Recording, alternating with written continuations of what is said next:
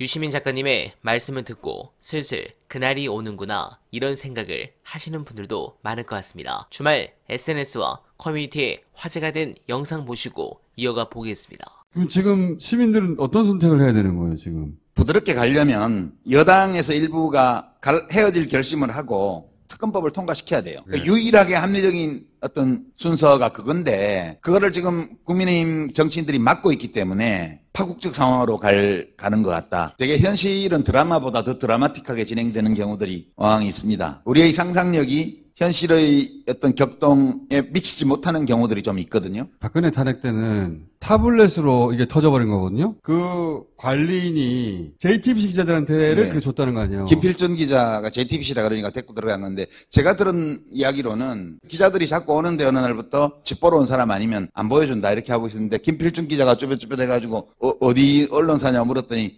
JTBC라 그래서 나 손석희 씨 좋아하는데 이렇게 해서 문 열어서 들어가서 그걸 발견한 거예요. 거기서 디테일이 잭이 있었으면 예. 그 직원이 연결해서 뭐가 있는지 보고 확인해서 그랬을 수도 있죠. 잭이 없다 보니까 놓고 가버린 거예요. 그래서 김필준 기자가 그게 안 켜지니까 갖고 나와가지고 전문점에 가서 충전을 한 다음에 열어보고 다시 갖다 놨어요. 그 다음날인가 다시 와서 아마 복제 뜨고 원본을 갖다 놨던 것 같아. 이게 얼마나 큰 우연이에요, 이게. 그 다음날 와서 JTBC가 제출을 했죠. 자기들은 복제품을 가지고 있고. 아무도 예상치 못한 이사간 사무실 책상 안에서 타블렛이 나와서 타블렛이 안 나왔으면 탄핵까지 못 갔어요. 그렇죠. 그런 것처럼 어딘가 불씨가 하나 터져가지고 큰 불길로 옮겨붙는 그런 상황 정도가 이 돌파구가 될 것 같아요. 역사책에서나 영화에서나 보면 되게 이제 그런 계기가 생기죠. 윤석열 대통령이 피임당의 정치인들에게 심한 모욕감을 주는 행위를 할 가능성이 있어요. 또는 야 이거는 아닌 것 같다. 최소한의 애국심이 솟아오르게 만드는 어떤 증거가 나올 수도 있죠.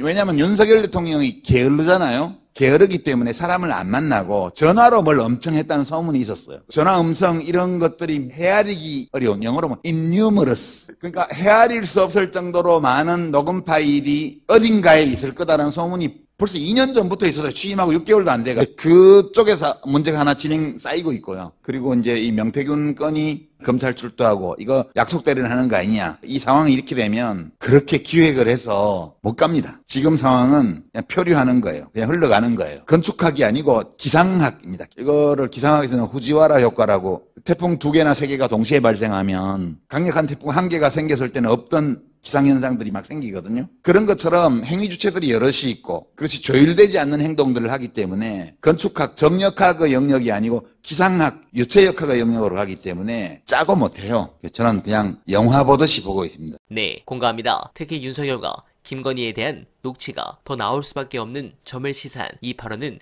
아주 큽니다. 김건희가 잠을 안 자고 답을 계속 윤두창 폰으로 해주고 있었다면 그 이후에 이어지는 국정에도 이런 식의 개입했을 수 있다는 가능성을 자백한 겁니다.